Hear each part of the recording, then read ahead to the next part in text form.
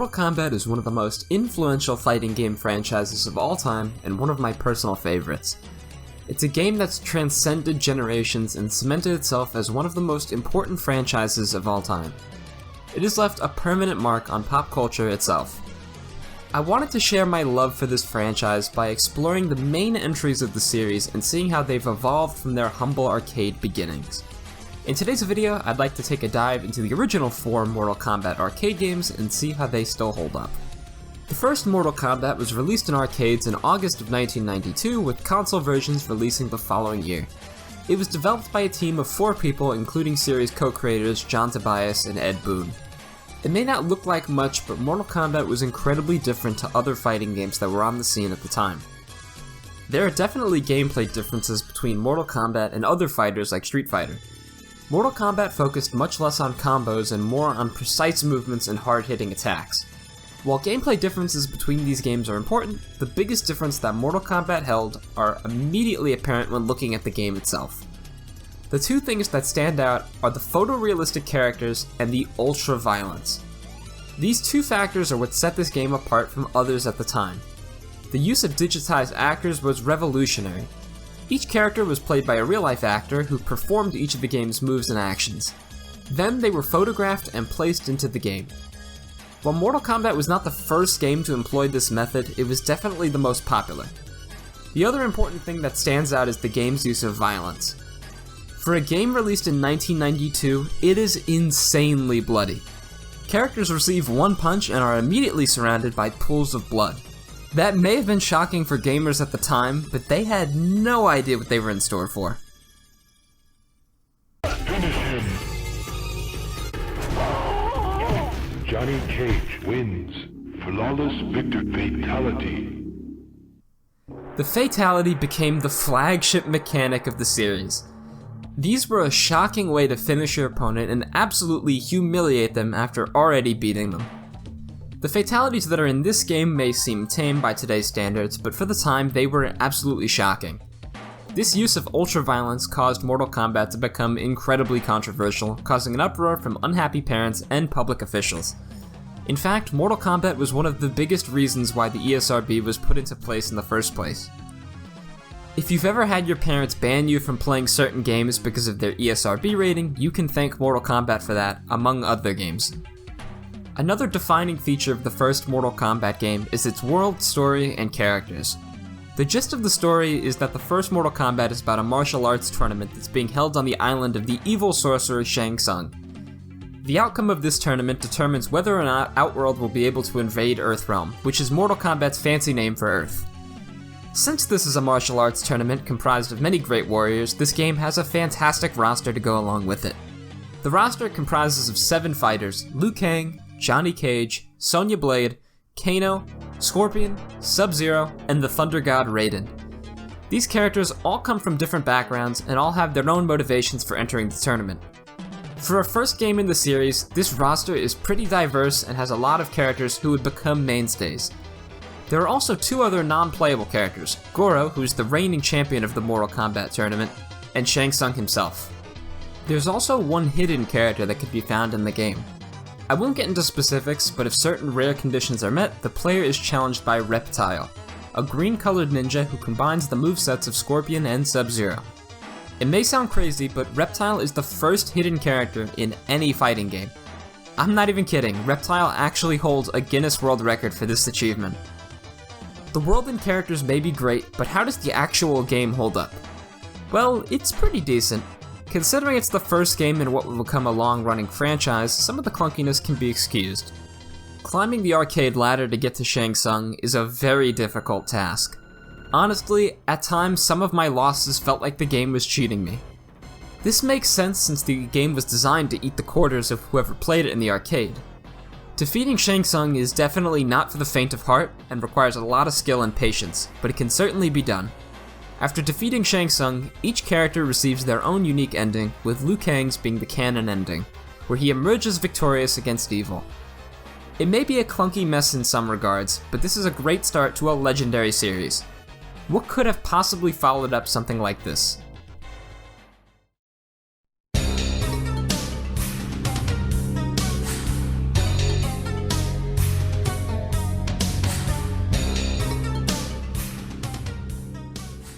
just 1 year later, gamers were able to experience Mortal Kombat II. This is a fan favorite game in the franchise and expands on pretty much everything that made the original so great. Right off the bat, you could see the visual improvements that this game has. Everything looks so much better. It's hard to believe that a game like this came out just 1 year after the last. Of course, fatalities are back and are better than ever. Among many new fatalities, the game also introduces babalities and friendship moves. These are alternate finishers that are meant to poke fun at your opponent as opposed to tearing apart the very fabric of their being. These are both very awesome introductions to this game. Among these other improvements comes a brand new story which directly follows up on the ending of the first Mortal Kombat. After being thwarted by Liu Kang, Shang Tsung returns home to Outworld and informs his master, Shao Kahn, of his defeat. Shao Kahn, the ruler of Outworld, spares Shang Tsung's life and decides to hold the next Mortal Kombat tournament in Outworld. This would give Outworld a home field advantage over Earthrealm. The change in location for the story definitely lends to the different visual identity this game has. The stages in this game are much less grounded and have more fantastical features because they're set in Outworld. The colors of this game also pop so much more, making its appearance so much more striking. This game, finding itself in a brand new setting, also brings along with it many new fighters to the roster. The new additions to the roster in this game include Kung Lao, Jax Briggs, Kitana, Mileena, and Baraka. This game also features the return of Shang Tsung and Reptile, who are both now playable. Almost all the playable fighters from the previous game are also available. The only exceptions are Sonya and Kano, who are only visible in the background of one of the stages. Kintaro, another member of Goro's species, and Shao Kahn are both fightable in the arcade ladder, but are not playable. Just like the first Mortal Kombat 2 also features several non-playable hidden fighters. This time around there are 3 hidden fighters, Jade, Smoke, and Noob Saibot. Noob is the most important of these hidden fighters. Noob Saibot, which is just the names Boone and Tobias reversed, is a fully black ninja who is the original Sub-Zero from the first Mortal Kombat. We learn from this that after the events of the first game, Scorpion murders the original Sub-Zero, Bi-Han, to avenge the deaths of his family who died at Bi-Han's hands. The Sub-Zero we are able to play as in Mortal Kombat 2 is known as Kawhi Liang and is the brother of Bi-Han. It's clear from my rambling that Mortal Kombat 2 is a significant step up in about every department, but how does it hold up? The gameplay of this game is so much better than its predecessor. Much of the clunk that the original had is now gone. It feels so much better to play and feels so much less stiff. The game is also much quicker in comparison to what came before. Each character also has a larger set of special moves which can help players be more creative with their approaches to win each fight. I mentioned earlier that the original Mortal Kombat was a notoriously difficult game to beat. Does Mortal Kombat 2 fare any better? Unfortunately, Mortal Kombat 2 is about 10 times as difficult. The input reading in this game is dialed up to 11, and it sometimes feels like you could barely hit your opponent. I would have hated to play this in the arcade and blew all my money on this. To me, good difficulty in games comes when the player realizes that their losses are their fault. The input reading in this game would definitely be the result of bad video game difficulty. Beating this game was an absolutely frustrating experience. If you somehow manage to complete the game, you will once again receive a unique ending for each character. Liu Kang's ending is the canonical ending for this game as well, with him defeating Shao Kahn and winning the tournament. Despite it being so frustrating to play solo, the real place where Mortal Kombat 2 shines is in local multiplayer. Playing this game with others is an absolute blast, and where the game is at its best. I wouldn't necessarily recommend for fighting game fans to play the original Mortal Kombat, but I can wholeheartedly recommend Mortal Kombat 2. It's truly one of the best fighting games of this era.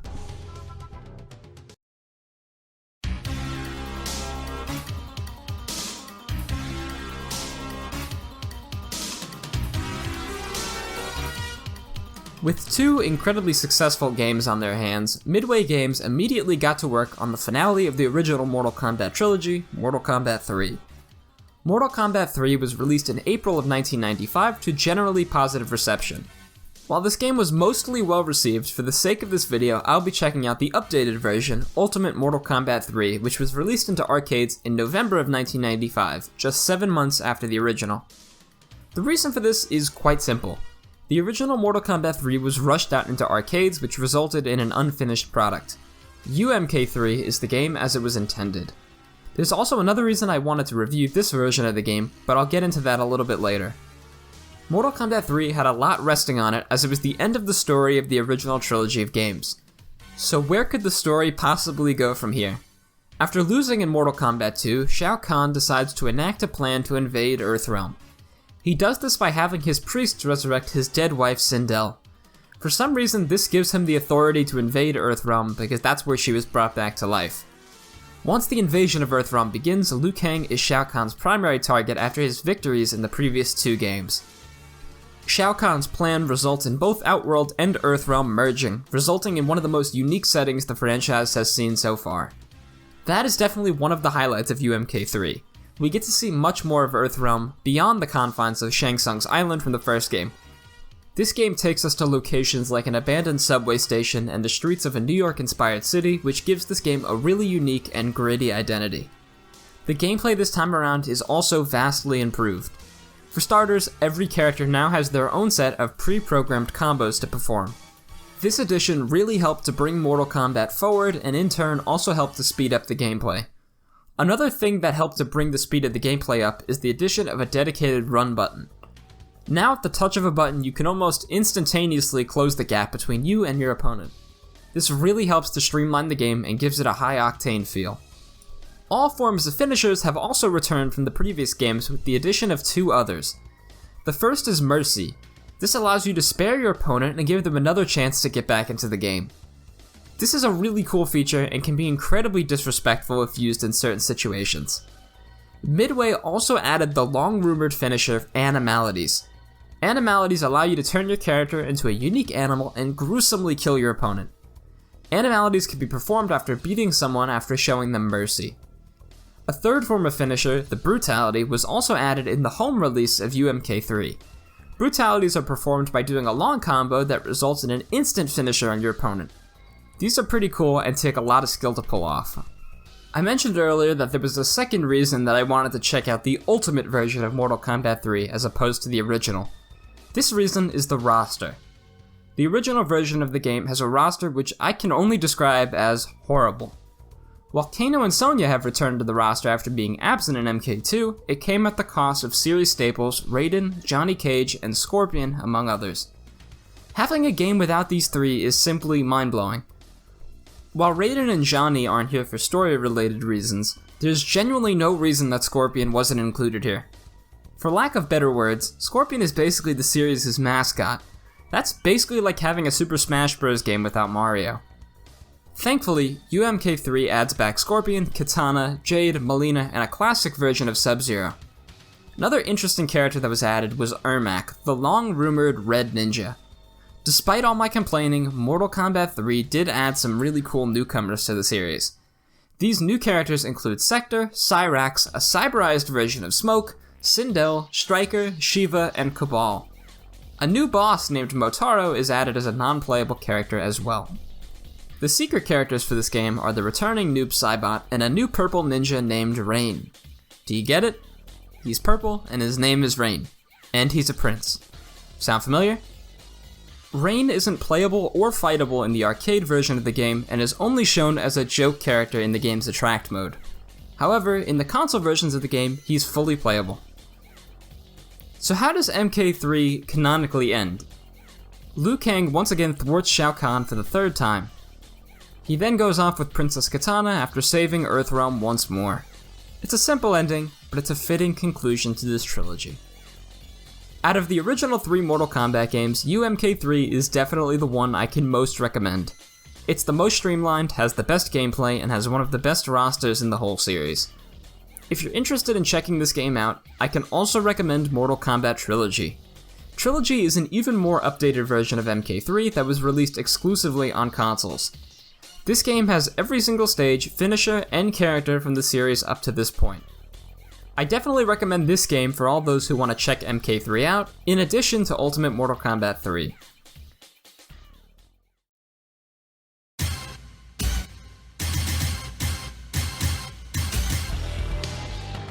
Up until this point, Mortal Kombat had a pretty sound formula that was about to be shaken up for the very first time.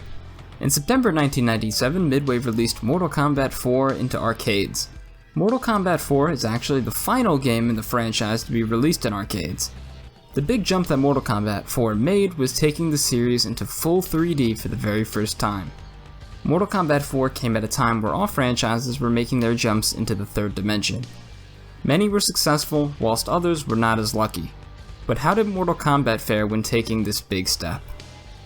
Apart from the 3D graphics, something big that sets Mortal Kombat 4 apart from other games in the franchise is the tone that it has. The developers wanted to make Mortal Kombat 4 the most serious game yet. Anything that's campy or goofy has been straight up removed from the game.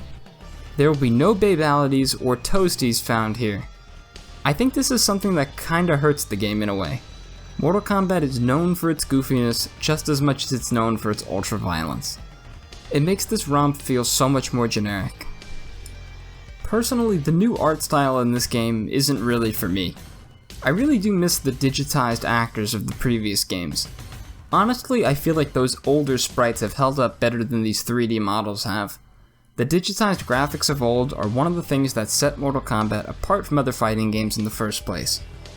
Even though I personally liked the digitized actors better, using fully 3D modeled characters was a necessary thing to bring the series forward.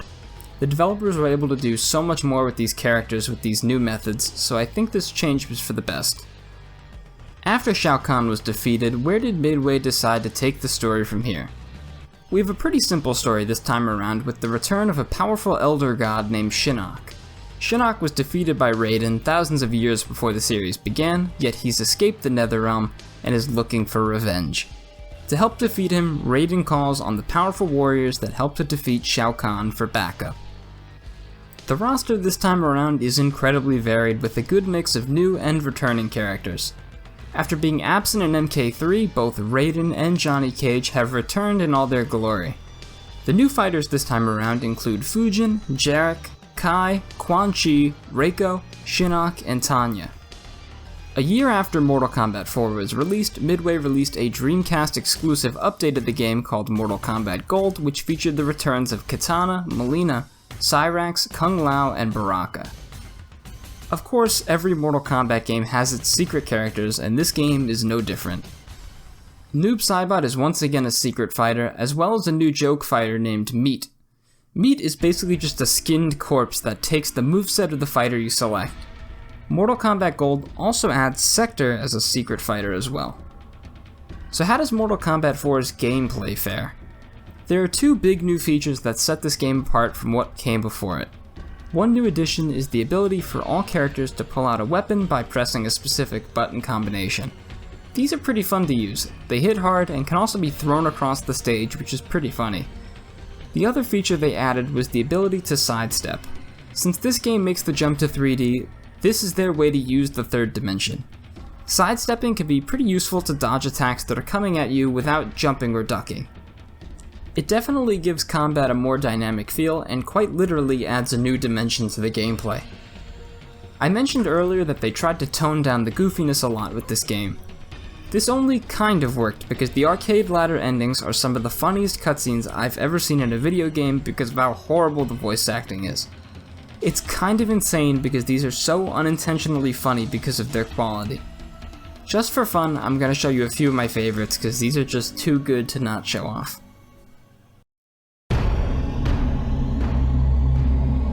By defeating you, Sub-Zero, I have avenged the death of my family and clan. Now my soul can finally rest.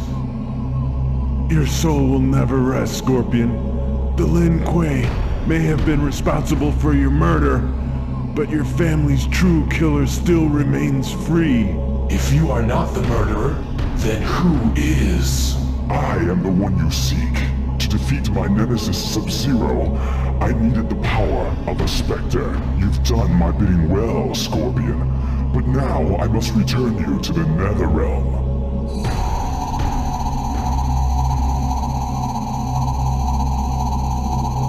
Never!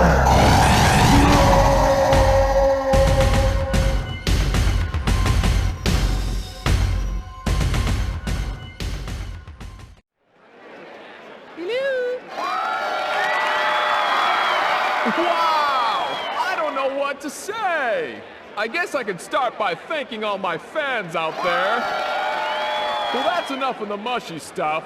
I mean, let's get real here, huh? When am I gonna get some real competition? Come on, don't get silent now. Where are all the cheers? Hey, wait a minute. I'm your #1 guy. I'm gonna remember this. Ow! Okay, now I'm mad. Hey, come on, quit it. Ow! I saw that, Arnold. Hey, cut it out.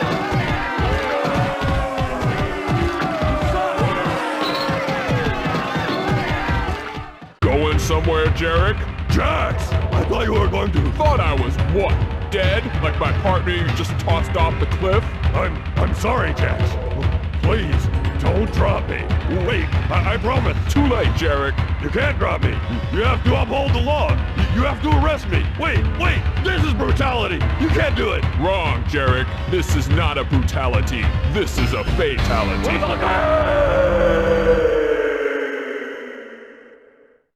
This time around we have 2 canon endings to the story.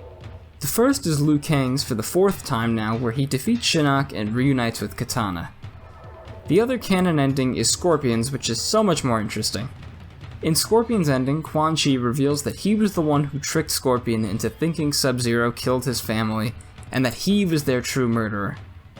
The lore implications for this are absolutely insane and firmly establish Quan Chi as one of the big players in the series going forward. If I'm being completely candid, to me, Mortal Kombat 4 is just a fine game. From the games we've looked at so far, this is the first one that I enjoy less than the one that came before. It just feels really generic, and a lot of the character of the series is lost. Despite my personal feelings on it, I think it's worth a try for anyone who's a fan of the series. It does some cool things that laid the groundwork for the games that follow it. It also has the novelty of being the first fully 3D game in the series. And that was a brief retrospective and history on the original 4 Mortal Kombat games. If you liked this video, learned something new, or want to see more like it, please let me know down in the comments section. I appreciate you making it this far in the video. In the next part of this retrospective series, we're going to check out Mortal Kombat's jump to the 6th and 7th generation of systems and see how the series evolved from there. Thanks so much for watching.